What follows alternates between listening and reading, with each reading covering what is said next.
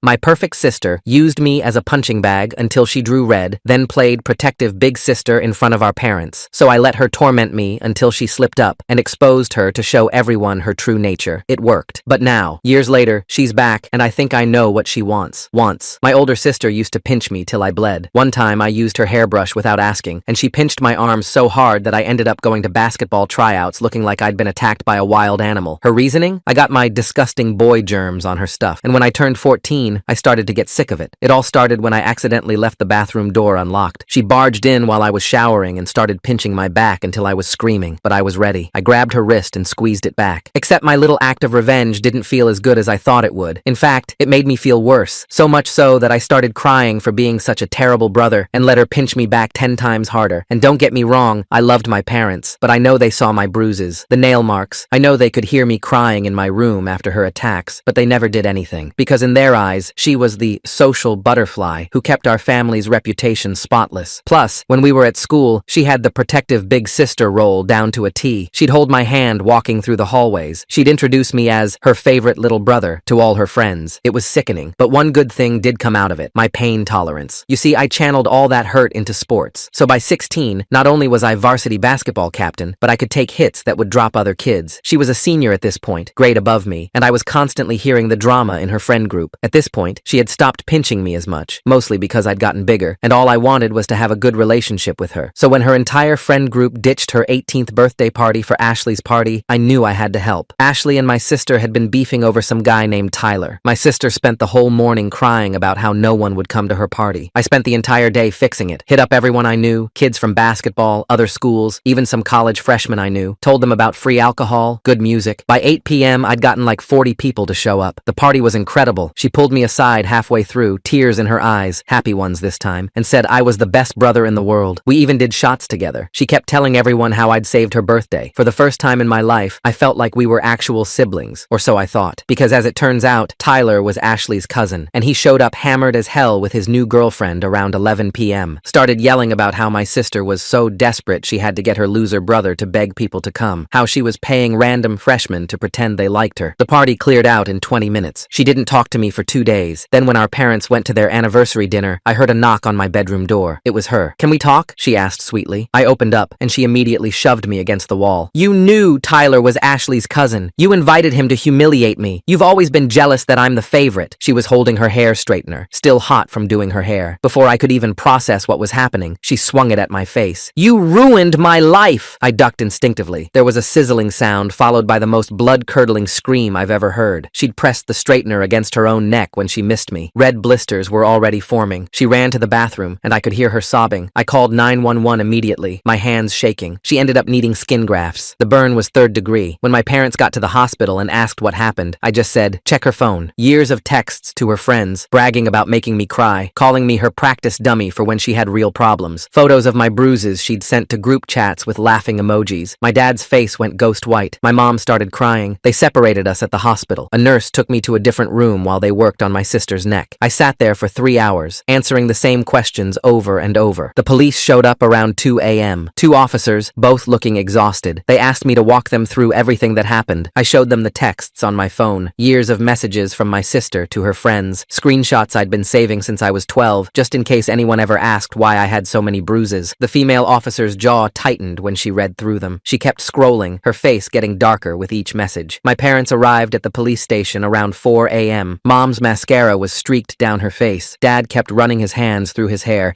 making it stick up in weird directions. They wouldn't look at me. The detective assigned to our case was named Catherine. She had kind eyes but asked hard questions. She wanted to know about every incident I could remember, every pinch, every bruise, every time my parents saw what happened and did nothing. I told her about the basketball tryouts, about the shower incident, about how my sister would smile at school assemblies while digging her nails into my arm under the table. Catherine wrote everything down in a small notebook. Child Protective Services got involved the next morning. A social worker named Nicholas came to interview us at home. He was younger than I expected, maybe late 20s, with a gentle way of speaking that made me want to tell him everything. My sister came home after 2 days in the hospital. Her neck was wrapped in white gauze. She couldn't turn her head without wincing. The doctors said she'd need multiple surgeries. The scarring would be permanent. She moved into our guest room. Mom took time off work to help her with the bandage changes. I could hear them talking softly through the walls. Sometimes my sister would cry, not the fake tears she used to manipulate people, but real, painful pitiful sobs. Nicholas visited twice a week. He'd talk to each of us separately, then together as a family. My parents had to attend mandatory counseling sessions. The court ordered it. They went every Tuesday and Thursday, coming home with red eyes and tight lips. School was weird. Word got out about what happened, though the details were fuzzy. Some kids thought I'd attacked my sister. Others heard she'd hurt herself. Ashley actually approached me in the hallway one day, looking uncomfortable. Tyler feels bad about what he said at the party, she mumbled. He was hammered. He didn't mean to start all that. I just nodded. What else could I say? That his drunken rant had triggered the worst night of my life? That my sister was scarred forever because of a stupid birthday party? Basketball practice became my escape. Coach pulled me aside after the first practice back, asked if I needed time off. I told him I needed to play more than ever. He understood. Let me stay late, shooting free throws until the janitor kicked us out. My sister started physical therapy 3 weeks after the incident. The burn had damaged some nerves. She had trouble moving her neck certain ways. I drove her to appointments because our parents were at work. We'd sit in silence during the 20-minute drive. One day, she spoke up. I know you hate me. I gripped the steering wheel tighter. I don't hate you. You should. Her voice was flat. I've been horrible to you. I didn't know what to say. Part of me wanted to agree, to list every terrible thing she'd done, but seeing her struggle to turn her head, watching her wince when the physical therapist stretched her neck, unalived that impulse. Catherine called a family meeting 6 weeks after the incident. She brought another social worker, an older woman named Kathy, who specialized in family trauma. They sat us all down in our living room. We need to discuss long-term plans, Catherine said. The criminal investigation is ongoing, but we need to focus on healing as a family. My sister had to complete anger management classes. Court ordered, like our parents' counseling. She went every Monday evening. I'd see her workbooks sometimes, left on the kitchen counter. Pages of exercises about identifying triggers and managing emotions. The investigation revealed more than anyone expected. Catherine had interviewed my sister's friends. Several admitted they'd been uncomfortable with how she treated me. One girl, Kat, had even saved screenshots of particularly cruel messages, planning to show someone but never following through. My parents had to face hard truths. The social workers didn't sugarcoat anything. They'd failed to protect me. They'd enabled my sister's behavior. Dad broke down during one session, admitting he'd always known something was wrong, but didn't want to believe his daughter could be abusive. 3 months passed. My sister's bandages came off, revealing angry red scars across her neck. She started wearing turtlenecks and scarves, even in warm weather. Her friends visited less and less. The popular girl who'd ruled the school became someone people whispered about in the halls. We ate dinner together every night now. Another court requirement. Supervised family time. Nicholas or Kathy would sometimes join us, observing our interactions. The conversations were stilted, careful. We talked about safe topics. Weather, sports, TV shows. One evening during dinner, my sister dropped her fork. The clatter made everyone jump. She bent to pick it up, then froze halfway down, her hand going to her neck. The scar tissue didn't stretch the same way normal skin did. I got up to help, but she waved me off. I've got it. Her voice came out strained. She managed to grab the fork, but when she straightened up, tears were streaming down her face. Mom reached for her, but my sister pulled away. Don't. Just don't. She left the table, her food untouched. We heard her bedroom door slam. Nicholas made a note in his folder. He always had that folder during our dinners. Never said much, just observed and wrote things down. The next morning, I found my sister in the kitchen at 5 a.m. She was trying to make coffee, but couldn't tilt her head back enough to see if she'd filled the pot properly. Water was everywhere. Let me help, I said. She stepped aside without arguing. That's when I noticed the bruises on her arms. Fresh ones, purple and yellow marks that looked like fingerprints. What happened to your arms? She pulled her sleeves down. Nothing. I just bruised easily now. The medication makes my skin sensitive, but I recognized those marks. I'd worn enough of them to know what they looked like. Someone had grabbed her, hard. At school that day, I saw her ex-best friend Mia cornering her by the lockers. Mia was gesturing aggressively, getting in my sister's face. My sister just stood there, taking it. The girl who used to rule the hallways with an iron fist now couldn't even defend herself. I walked over. Everything okay here? Mia turned on me. Oh look, the victim's here to save his psycho sister. How sweet. We're leaving, I said, guiding my sister away. In the car after school, she finally broke. They all hate me. Every single person at school thinks I'm a monster. Mia grabbed me yesterday, said I deserved worse than some scars, said she wished the straightener had hit my face instead. I didn't know how to respond. Part of me understood their anger. My sister had hurt a lot of people over the years, not just me, but seeing her like this, broken and afraid, made my chest tight. Catherine scheduled an emergency session that week. She'd gotten reports from the school about escalating harassment. My sister sat hunched in her chair, looking smaller than I'd ever seen her. We need to discuss alternative schooling options, Catherine said. The current environment isn't conducive to healing. My parents exchanged looks. Mom spoke first. We can't afford private school. There are online programs, Catherine suggested. Or we could look into transferring to Westfield High across town. My sister shook her head. I have 3 months left. I can handle it. But she couldn't. The next week, someone spray-painted abuser across her locker. The janitor tried to clean it off, but you could still see the ghost of the letters. She started eating lunch in the nurse's office. I tried to help where I could, walked her to classes when our schedules aligned, sat with her at lunch when the nurse wasn't available. My basketball teammates didn't understand. understand. Why are you protecting her? Jake asked during practice. After everything she did to you? I missed my free throw. She's still my sister. She's getting what she deserves, another teammate said. Coach overheard and made the whole team run suicides. We don't kick people when they're down, he said. That's not what this team is about. But the damage was spreading. Our parents started fighting more. I'd hear them in their bedroom at night, voices raised. Mom blamed Dad for ignoring the signs. Dad blamed Mom for babying my sister. Both of them blamed themselves. One night, I heard a crash from their room. I found Dad sleeping on the couch the next morning. He'd been there ever since. Nicholas increased his visits to 3 times a week. The court was monitoring our family closely. There was talk of extending the supervision period. My parents had to submit weekly reports about our progress. My sister's physical therapy wasn't going well either. The therapist said she was developing compensatory movement patterns that could cause long-term problems. She needed to do exercises at home, but she'd given up. I started going to her room after dinner, making her do the stretches. She'd resist at first, but eventually gave in. We'd sit on her floor, me counting repetitions while she worked through the pain. Remember when we used to play board games? She asked one night during stretches, before I got mean. I did remember. We'd been close when we were really young, before middle school changed everything, before she decided I was an embarrassment. What happened? I asked. When did you start hating me? She was quiet for a long moment. I never hated you. I hated that you were better than me, nicer, more genuine. People actually liked you for you. They only liked me because I made them afraid not to. The admission hung between us. I helped her with the final stretch, watching her face contort with pain as the scar tissue pulled. 2 weeks before graduation, everything imploded. My sister had been doing better, keeping her head down, just trying to make it through. Then someone posted the screenshots online, all the messages she'd sent about me over the years, the photos of my bruises, everything. The post went viral in our school community. Parents started calling for her expulsion. The principal had to hold an emergency assembly about cyberbullying. It didn't matter. The damage was done. My sister didn't come home that night. My parents called the police at midnight. I drove around looking for her, checking all the places I thought she might go. The park where we used to play as kids, the beach where our family had picnics. I found her car at the old railroad bridge outside town. She was sitting on the hood, legs dangling over the edge. The drop wasn't fatal, but it would hurt. We both knew about hurting. Don't, I said, approaching slowly. I wasn't going to jump, she said. I just needed to think. I sat beside her. We stayed there for an hour, not talking, just existing in the space between what was and what could have been. I'm sorry, she finally said, for everything. I know it doesn't fix anything, but I need you to know that I'm sorry. I know, I said, and I did. The apology didn't erase the scars, physical or emotional, but it was a start. We drove home separately. Our parents were waiting, along with 2 police officers. There were procedures for missing persons, even ones who came back, more reports, more documentation. Catherine arranged for my sister to finish school from home. The principal agreed it was best for everyone. She'd get her diploma, but wouldn't walk at graduation. Another consequence of that night with the straightener. The house felt different with her home all day, quieter, despite her presence. She spent most of her time in her room, working on assignments and attending virtual anger management sessions. I'd check on her between my own classes and basketball practice. Sometimes I'd find her doing her physical therapy exercises without prompting. Other times she'd be staring at her reflection, fingers tracing the scars on her neck. Our parents' marriage was hanging by a thread. They'd started couples counseling on top of everything else. Some nights Dad still slept on the couch. Mom had stopped cooking elaborate dinners, and we lived on takeout and frozen meals. Nicholas pulled me aside during one visit. How are you handling all this? I'm fine, I said automatically. It's okay if you're not, he said. You've been through significant trauma. Your feelings matter too. But I didn't know how to explain the guilt that sat in my stomach like a stone. If I hadn't ducked that night, none of this would have happened. My sister would be graduating normally. My parents would still be happy. Our family wouldn't be under constant supervision. The rational part of me knew it wasn't my fault. She'd swung a hot straightener at my face. Ducking was instinct. But rationality didn't make the guilt disappear. Basketball season ended with us making it to regionals. I played my worst game, couldn't focus, kept thinking about my sister at home, alone while everyone else celebrated. We lost by 12 points. After the game, coach found me in the locker room. You've got a lot on your shoulders, he said, but you can't carry everyone else's burden. Sometimes people have to face their own consequences. He was right, but it didn't make watching my sister suffer any easier. The girl who'd tormented me for years had become someone I worried about constantly. The irony wasn't lost on me. Graduation day arrived with unusual May heat. I put on my cap and gown, trying to feel excited about the milestone. My parents came separately, sitting on opposite sides of the auditorium. My sister stayed home. As I walked across the stage, I thought about her sitting in her room, watching her classmates' Instagram stories of their celebration. Part of me wanted to skip the after parties and go home, but Nicholas had been clear. I needed to maintain my own life, my own milestones, so I went to Jake's party, tried to act normal. But when someone made a joke about psycho sisters, I left. Found myself driving home, still in my graduation gown. My sister was in the backyard, attempting to plant flowers in Mom's neglected garden. The physical therapist had suggested gardening for her neck mobility. She looked up when she heard the gate. Shouldn't you be celebrating? She asked. Felt like gardening, I said, grabbing a trowel. We worked in silence, planting marigolds and petunias. The sun hit down on us, making the scars on her neck glisten with sweat. By the time we finished, we were both dirty and exhausted. "Thanks," she said simply. That night, for the first time in months, our whole family ate dinner together without supervision. Dad had come home early. Mom had actually cooked. We sat at our usual spots. The empty chair where Nicholas usually sat somehow louder than his presence. "I got into state," I announced. "Basketball scholarship, full ride." I'd been holding on to the news for weeks. My parents smiled, the first genuine smiles I'd seen from them in months. Even my sister looked pleased, though something flickered behind her eyes. "That's amazing," she said. "You deserve it." After dinner, she knocked on my door. "Can I ask you something?" I let her in. She sat on my bed, picking at a loose thread on my comforter. "Do you think we'll ever be normal again?" she asked. Our family, I mean. I thought about lying, giving her false hope, but we'd moved past pretty lies. "I don't know," I said honestly, "but maybe we can be something different, maybe better." She nodded, understanding. We'd never have the relationship we could have had. Too much damage, too much history. But perhaps we could build something new from the wreckage. Catherine visited